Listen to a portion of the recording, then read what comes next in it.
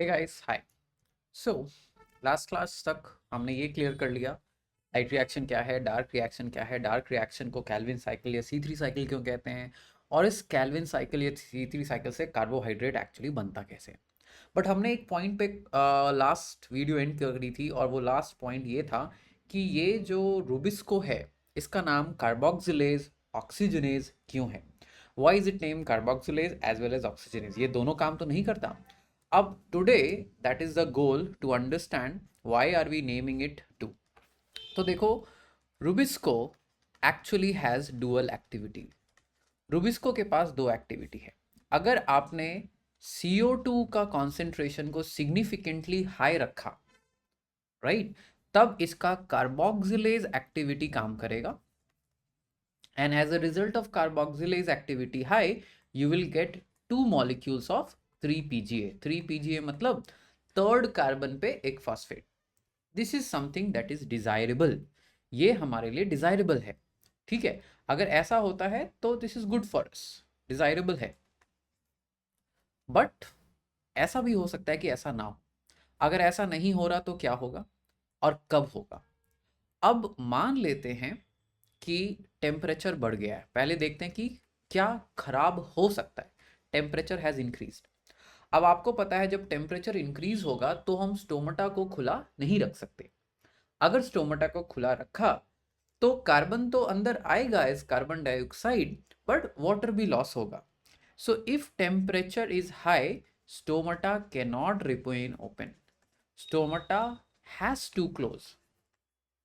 Why should stomata close? To save water, right? वरना पानी का लॉस है, ट्रांसपिरेशन हो जाएगा। तो स्टोमेटा हैज टू क्लोज। अब स्टोमेटा क्लोज होगा तो क्या होगा, CO2 इनटेक या अपटेक कह लो आप, CO2 uptake is going to reduce, क्योंकि बाहर से एटमॉस्फेयर से अभी तक मुझे कार्बन डाइऑक्साइड मिल रहा था, अब कार्बन डाइऑक्साइड मिलना बंद हो गया। पहला प्रॉब्लम। दूसरा, at the same time light reaction को कोई फर्क पड़ेगा कि स्टोमेटा बंद हुआ या खुला है? Light reaction would not care about it, so will say light reaction continues. Light reaction continue हो रहा है, इसका मतलब photolysis of water is still happening. Photolysis अभी भी हो रहा है। कार्बन अपटेक खत्म या बंद हो चुका है या रिड्यूस हो चुका है, बट ऑक्सीजन प्रोडक्शन अभी भी चालू है। अब एक और प्रॉब्लम हो जाता है कार्बन अपटेक रिड्यूस होने के साथ। ये एक माइनर ये एक प्रॉब्लम है जो आपको एनसीईआरटी नहीं बोलती है, विच इज फाइन। CO2 की सॉल्युबिलिटी रिड्यूस हो जाती है। CO2 अब उतना सॉल्युबल नहीं रहा जितना पहले होता था। अब इन कारणों के वजह से प्रॉब्लम क्या है कि CO2 concentration drops very rapidly compare to oxygen. जब ऐसा होगा कि CO2 कॉन्सेंट्रेशन ऑक्सीजन के मुकाबले सिग्निफिकेंटली ड्रॉप हो जाए, तब रूबिस्को कार्बोक्सिलेज का काम नहीं करके ऑक्सीजनेज का काम करता है। इन सच अ सिचुएशन रूबिस्को का ऑक्सीजनेज एक्टिविटी इज बिगिंस। याद रखना बेटा, ये कहाँ हो रहा था, ये हो रहा था क्लोरोप्लास्ट में। रूबिस्को कहाँ है हमारा, क्लोरोप्लास्ट में। सो ऑक्सीजनेज एक्टिविटी ऑक्सीजन को कंज्यूम करता है और दो चीजें बनाता है। व्हाट इज दो चीजें? First, one molecule of PGA, one molecule of 3 phosphoglycerate. इसमें कोई इशू नहीं है, बट यहां कंपेयर कर लो। ओरिजिनली कितना बनता था, 2 मॉलिक्यूल ऑफ 3 PGA। यहां क्या बना, 1 मॉलिक्यूल ऑफ 3 PGA। और क्या बना, 1 मॉलिक्यूल ऑफ फॉस्फोग्लाइकोलेट। एक मॉलिक्यूल ऑफ 3 PGA बना, एक मॉलिक्यूल ऑफ फॉस्फोग्लाइकोलेट बना, दो चीजें बन गई। ठीक है, ये चीज याद रखना बेटा कि कार्बन के साथ कोई छेड़खानी हमने नहीं की है। पहले भी जब रूबिस्को का कार्बोक्सिलेज एक्टिविटी काम करता था तो 5 carbon which is RuBp plus 1 carbon CO2 मिल के बनाते थे 6 carbon. Carbon is always constant. जब ऑक्सीजनेज एक्टिविटी काम कर रही है तो RuBP का 5 कार्बन को हमने तोड़ दिया into 3 carbon of 3PGA but 2 carbon of phosphoglycolate. तो फर्स्ट कंपाउंड जो बनता है वो 2 molecule of 3 carbon compound 3PGA नहीं बनता, रैदर एक मॉलिक्यूल ऑफ 3 कार्बन कंपाउंड और एक मॉलिक्यूल ऑफ 2 कार्बन कंपाउंड। इसी को कहते हो आप C2 साइकिल। और इसको C2 साइकिल क्यों कह रहे हैं? क्योंकि फर्स्ट कंपाउंड जो बना वो 2 कार्बन का। तो अभी हम नोटिस करना शुरू कर देते हैं कि ये जो ऑक्सीजनेज एक्टिविटी है इसके वजह से क्या क्या चीजें उल्टी हो रही है या अलग हो रही है। पहली चीज क्या अलग हुई? ऑक्सीजन यूज हो गया। दूसरी चीज क्या अलग हो गई कि एक मॉलिक्यूल ऑफ 2 कार्बन कंपाउंड बन गया। अब ये जो एक molecule of 2 carbon compound phosphoglycolate बनता है, ये आपका जाता है पेरोक्सिसोम में। ठीक है, यहां ये कन्वर्ट हो जाता है। ठीक है, आपको नहीं जानना किस चीज में कन्वर्ट होता है, ग्लाइकोलेट, ग्लाइऑक्सिलेट, इन चीजों में कन्वर्ट होता है। फिर इंटरमीडिएट्स बनाता है और ये इंटरमीडिएट माइटोकॉन्ड्रिया में घुस जाते हैं। ठीक है, और याद रखना पेरोक्सिसोम में एक ऑक्सीजन और कंज्यूम हो जाता है। और माइटोकॉन्ड्रिया में घुसने के बाद वंस इट एंटर्स माइटोकॉन्ड्रिया, तब दो चीजें रिलीज होती है, एक molecule of carbon dioxide and एक मॉलिक्यूल ऑफ NH3। ठीक है, सो एक मॉलिक्यूल ऑफ कार्बन डाइऑक्साइड और एक मॉलिक्यूल ऑफ अमोनिया रिलीज हो जाता है। तो हमें करना क्या था? 2 मॉलिक्यूल ऑफ 3PGA बनाना था जब कार्बोक्सिलेज एक्टिविटी काम करती। बट ऑक्सीजनेज के केस में रैदर देन मेकिंग और एब्जॉर्बिंग कार्बन, हमने भाई ऑक्सीजन को कंज्यूम किया, कार्बन डाइऑक्साइड को और नाइट्रोजन को वेस्ट कर दिया। इस वजह से हम बोलेंगे कि देखो ये बिल्कुल अलग हो रहा है, और कार्बन को अब्जॉर्ब करने की जगह हम कार्बन को, नाइट्रोजन को वेस्ट कर रहे हैं और ऑक्सीजन को कंज्यूम कर रहे हैं। So this process is nothing else but photorespiration or known as the C2 cycle। इसी को photorespiration या C2 cycle कहते हैं।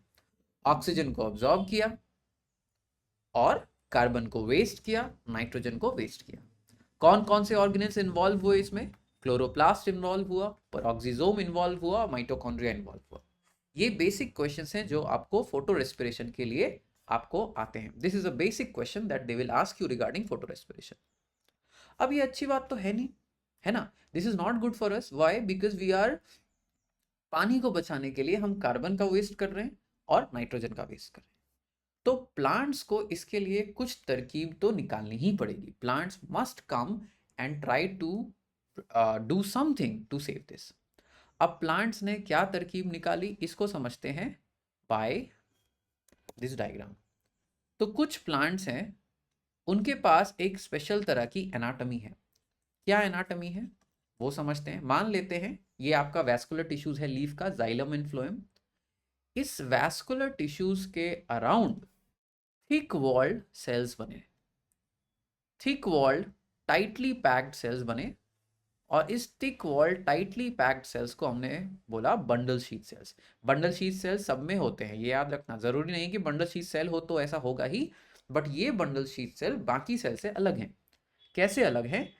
अलग इसलिए हैं कि these bundle sheath cells have, एक तो इनके पास रूबिस्को है, दूसरा they are tightly packed and thick walled. Packing भी टाइट है, वॉल भी थिक है। अब इसी बंडल शीथ सेल के चारों तरफ फिर से टाइटली पैक्ड सेल्स होंगे, मेसोफिल सेल्स। मैं आपको याद दिला दूं कि नॉर्मली अभी तक हमने क्या पढ़ा कि फोटोसिंथेसिस का साइट होगा मेसोफिल सेल्स। नॉर्मली ऐसे ही होगा कि मेसोफिल सेल्स के अंदर बहुत सारे क्लोरोप्लास्ट और बहुत सारे क्लोरोप्लास्ट के अंदर बहुत सारा रूबिस्को, और रूबिस्को करेगा आपका photosynthesis. But this is the mesophyll cells. और मेसोफिल सेल्स की खास बात क्या है? वंस अगेन दो खास बात है। इसके पास रूबिस्को नहीं है, this does not have got, hasn't got rubisco. Rather it has got another enzyme जिसको आप कहते हो PEPcase. PEPcase is equal to phosphoenolpyruvate carboxylase. So इसके पास rubisco will be absent, PEPcase will be present. Rubisco नहीं होगा, PEPcase होगा. PEPcase क्या है? Phosphoenolpyruvate carboxylase. Phosphoenolpyruvate carboxylase क्या करेगा? ये एक 3 कार्बन कंपाउंड फॉस्फोइनॉल पायरुवेट जो कि एक 3 कार्बन कंपाउंड है, इसमें एक कार्बन डाइऑक्साइड एक्सेप्ट करता है, 1 कार्बन डाइऑक्साइड एक्सेप्ट करता है और बनाता है oxaloacetate. Oxaloacetate is a 4 carbon compound. तो primary fixation, first fixation of carbon dioxide rubisco नहीं कर रहा. First fixation of carbon dioxide कहां हो रहा है? मेसोफिल सेल्स में हो रहा है. कौन करा रहा है? Not rubisco, rather phosphoenolpyruvate carboxylase. और phosphoenolpyruvate carboxylase 3 carbon compound में 1 कार्बन डाइऑक्साइड ऐड करके 4 कार्बन कंपाउंड बना रहा है जिसका नाम है ओक्सैलो एसीटेट. शॉर्ट में आप इसको OAA लिख सकते हो. OAA gets converted into another compound called malate. आप इसको शॉर्ट में M लिख सकते हो. अब फॉस्फोइनॉल पायरुवेट कार्बोक्सिलेज की एक खास बात है. ये खास बात रुबिस्को के पास नहीं थी. इसकी एक खास बात यह है कि it cannot be poisoned by oxygen. अगर ऑक्सीजन है भी तो वो इसे पॉइजन नहीं कर सकता और ये बाइकार्बोनेट में से भी रिएक्ट कर सकता है. जरूरी नहीं है कि CO2 का कॉन्सेंट्रेशन ही अगर चाहिए इसे, बाइकार्बोनेट फॉर्म है तो भी चलेगा. ठीक है. तो अब क्या हुआ? पेपकेज ने CO2 को अब्सॉर्ब किया, OAA में कन्वर्ट किया, OAA से मैलेट बनाया. अब ये मैलेट कहां एंटर करेगा? मेरे बंडल शीथ सेल्स में.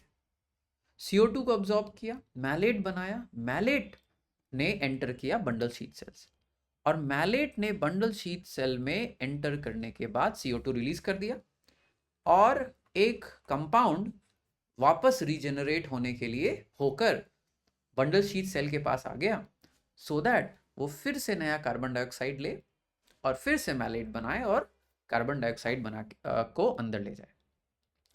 और ये कार्बन डाइऑक्साइड जाएगा C3 साइकिल करने के लिए. ठीक है, मैं इसको रिपीट करता हूं. जब आपने मैलेट बना लिया, ये मैलेट कहां जाएगा? ये जाएगा बंडल शीथ सेल्स में. This malate will enter bundle sheath cells. This bundle sheath cells में इट विल रिलीज CO2. ये CO2 को रिलीज कर देगा. The CO2 concentration will remain high. Why? क्योंकि देखो अंदर बंडल शीथ सेल में ऑक्सीजन का अमाउंट कम आएगा. क्यों कम आएगा? Thick walled, tightly packed, right? So when it releases CO2 concentration, then high concentration of CO2 is maintained. CO2 का हाई कॉन्सेंट्रेशन को हमने मेंटेन कर लिया है.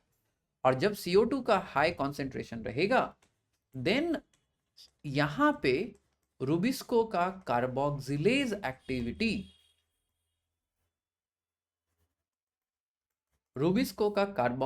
Activity remains high. ठीक है, रुबिस्को का carboxylase activity will remain high rather than कि उसका कार्बोक्सिलेज एक्टिविटी सफर कर जाए. यहां पे कार्बोक्सिलेज एक्टिविटी हाई रहती है. तो जो प्रॉब्लम था मेरा कि रुबिस्को अनफेथफुल हो रहा था, रुबिस्को ऑक्सीजनेज एक्टिविटी करा के कार्बन और नाइट्रोजन को वेस्ट कर रहा था, वो प्रॉब्लम को मैंने सॉल्व कर लिया. बंडल शीथ सेल्स में कार्बन डाइऑक्साइड कॉन्सेंट्रेशन ड्रॉप ही नहीं करेगा. क्यों? क्योंकि पेप जो कि ऑक्सीजन से पॉइजन नहीं होता, वो कार्बन को ट्रैप करके ऑक्सैलो एसीटेट में कन्वर्ट करके मैलेट में कन्वर्ट करके बंडल शीथ सेल के अंदर लाके छोड़ता है. सो बंडल शीट सेल में CO2 concentration always remains high, ठीक है। और क्योंकि first compound is a 4 carbon compound, इसी को आप कहते हो C4 साइकिल। और इसको खोजने वाले थे साइंटिस्ट हैच एंड स्लैक, इसीलिए इसको आप हैच एंड स्लैक पाथवे भी कहते हो। और हैच एंड स्लैक पाथवे क्या करता है, दो तरह का फिक्सेशन करा रहा है, 2 बार फिक्सेशन करा रहा है। Primary fixation of carbon by PEPcase, primary fixation, first fixation कौन करा रहा है, PEPcase. Secondary fixation of carbon and reduction of carbon is by rubisco, ठीक है। सो सेकेंडरी फिक्सेशन ऑफ आपका कार्बन और फिक्सेशन रुबिस्को कर रहा है। Is that clear? दो जगह फिक्सेशन और रिडक्शन, फिक्सेशन हो रहा है, रिडक्शन एक जगह हो रहा है। इसको कहते हैं स्पेशियल सेपरेशन। स्पेशियल सेपरेशन मतलब आपने दो अलग अलग जगह, दो अलग अलग लोकेशन में ये रिएक्शंस करवाई। प्राइमरी फिक्सेशन मेसोफिल में कराया और सेकेंडरी फिक्सेशन एंड रिडक्शन आपने बंडल शीट में कराया। तो C4 प्लांट्स इसको दो अलग अलग जगह करा रहे हैं।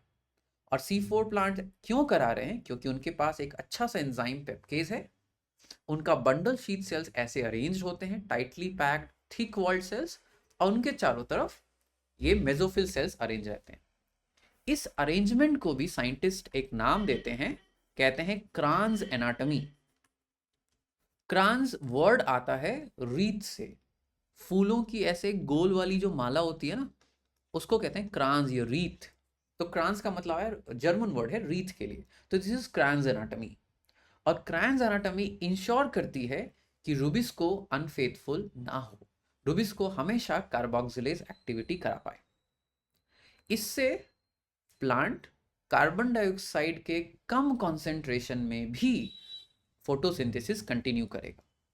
तो जब मेरा टेम्परेचर फॉल करेगा, जो प्रॉब्लम क्या था, प्रॉब्लम था टेम्परेचर फॉल राइज करने पे स्टोमाटा बंद हो जाता था और रुबिस्को अनफेथफुल होता था।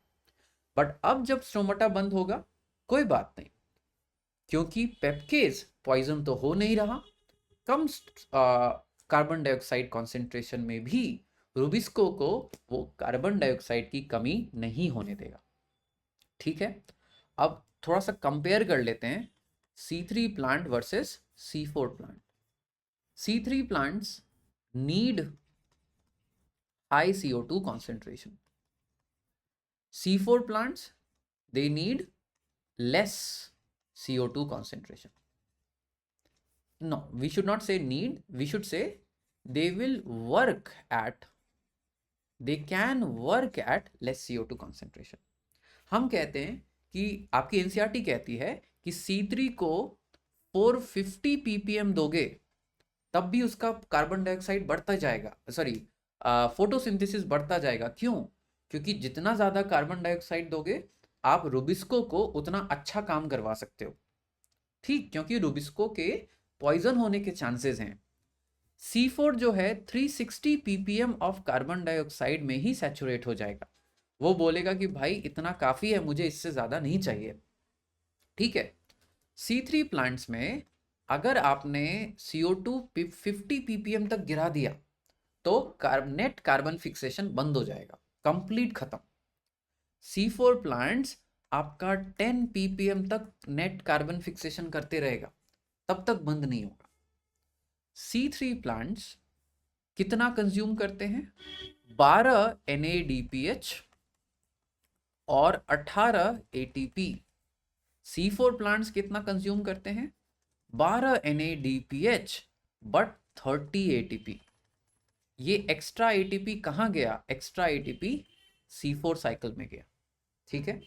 अब यहाँ पे एक चीज कंफ्यूज मत होना, C3 साइकिल का ये मतलब नहीं है कि सिर्फ उसी में कैल्विन साइकिल हो रहा है, C4 में भी कैल्विन साइकिल हो रहा है। यहाँ आप देखो रुबिस्को वाला काम अभी भी हो रहा है, कैल्विन साइकिल अभी भी काम कर रहा है, बस अलग जगह काम कर रहा है, ये मत भूलना।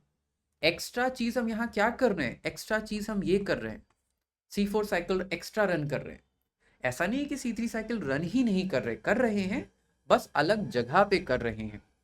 That is why C4 plants में एक्स्ट्रा 12 एटीपी मुझे चाहिए।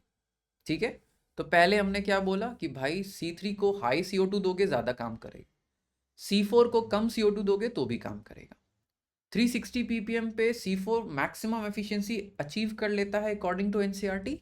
C3 450 पे अचीव करता है। C3 50 ppm पे काम करना बंद कर देगा, C4 10 ppm पे काम करना बंद करेगा। दोनों सेम NADPH यूज करते हैं, but C4 12 ATP extra consume करता है। एंड प्लीज रिमेंबर, ये पर ग्लूकोज की वैल्यू है, दिस इज पर ग्लूकोज। एक और चीज, अब आप समझो C3 प्लांट अपना स्टोमेटा बंद कर देगा अपने कार्बन डाइऑक्साइड को बचाने के लिए, तो हम ये कहते हैं the water lost per carbon fixed, or we should write it like this: carbon fixed per water lost is half of carbon fixed per water lost। एक वाटर को खो करके मैंने, अगर एग्जाम्पल लेते हैं, एक वाटर को खो करके अगर C3 प्लांट ने एक कार्बन फिक्स किया, तो एक वाटर को खो करके C4 प्लांट दो फिक्स कर लेंगे। ठीक है, तो कार्बन फिक्स्ड पर वाटर C3 की is half of carbon fix पर वाटर लॉस्ट इन C4।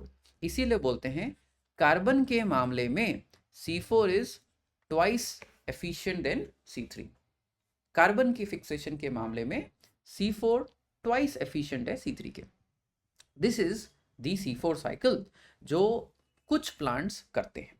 कौन से प्लांट्स करते हैं आपको नाम याद होने चाहिए: मेज, शुगर केन एंड सॉर्गम।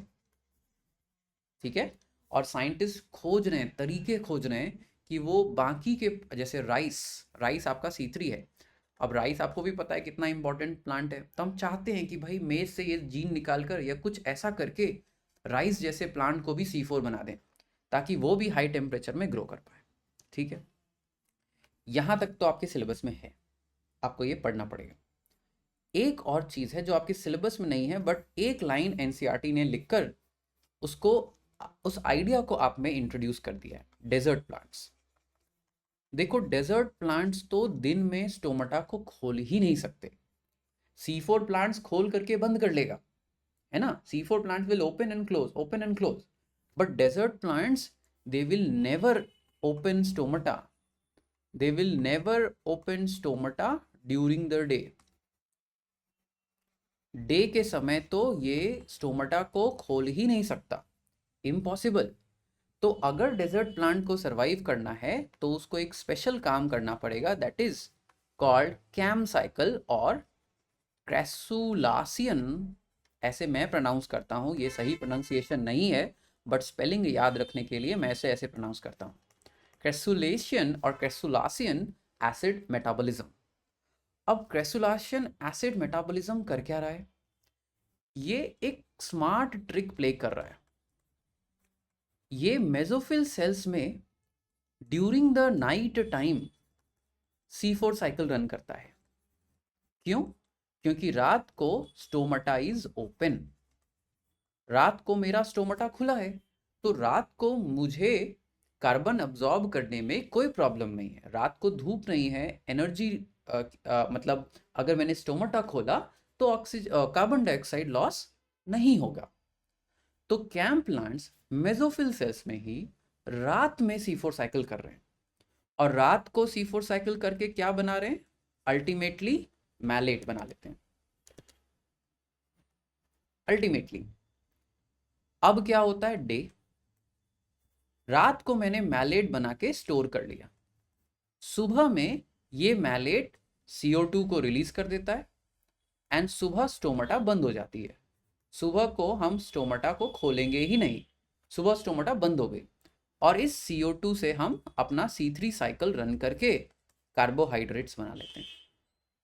सो इन्होंने क्या किया, कार्बन फिक्सेशन और रिडक्शन दो अलग अलग समय पे कर रहे हैं।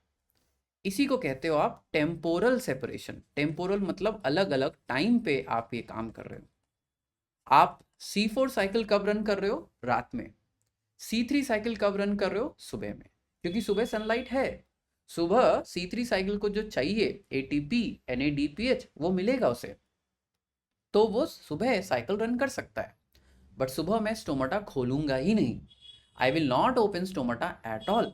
सुबह मैं मैलेट से कार्बन डाइऑक्साइड लेके अपना काम चलाऊंगा। अब एक छोटा सा डेटा पॉइंट, अगर C3 प्लांट एक कार्बन डाइऑक्साइड फिक्स करने के लिए एक वाटर मॉलिक्यूल लेता है और C4 प्लांट्स एक वाटर लूज करके दो कार्बन फिक्स कर सकता है, तो डेजर्ट प्लांट एक वाटर लूज करके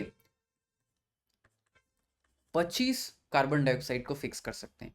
it is 25 times more efficient than the C4 plants, then the C3 plants. तो C3 इतना एफिशिएंट, C4 इतना एफिशिएंट, कैम साइकिल छप्पड़ फाड़ दिया उसने, है ना, very efficient. So this is how plants have done this trick. ठीक है, कैम आपका डिस्कस नहीं है एनसीईआरटी में, बट बहुत रिलेटेबल है और बहुत छोटा सा आइडिया है, आपको पता होना चाहिए बेटा। ठीक है, क्योंकि एक जगह एनसीईआरटी मेंशन कर देती है इस स्ट्रैटेजी को विदाउट एलैबोरेटिंग ऑन इट। ठीक, so please ensure that you talk about CAM. तो अब हमने C3 पढ़ लिया, C4 पढ़ लिया, फोटो रेस्पिरेशन की वजह से C4 पढ़ा, कैम पढ़ लिया। अब एक लास्ट टॉपिक बचता है हमारा। मैं आपको याद दिला दूं कि हमने अपना फ्लो क्या डिसाइड किया था। बहुत समय से हमने फ्लो डिस्कस नहीं किया, तो चलो पीछे जाते हैं लेक्चर्स में और पीछे जाके हम अपने फ्लो को देखते हैं। हम ऑलमोस्ट एंड पर आ रहे हैं, इसलिए तो हमने बोला था बेसिक आइडिया, फिर देखेंगे कि क्या क्या और ऑप्शंस होते हैं प्लांट के पास, experiments, pigments, light reaction, dark reaction, alternative pathway C4 and CAM. अब एक लास्ट टॉपिक हमारा बचता है, factors affecting photosynthesis. Next video हमारा फैक्टर्स अफेक्टिंग पे होगा और उसके बाद हम इस चैप्टर को रैप कर सकते हैं। Take care, revise and ensure that you are practising enough questions to understand this. ठीक है, टेक केयर, बाय बाय।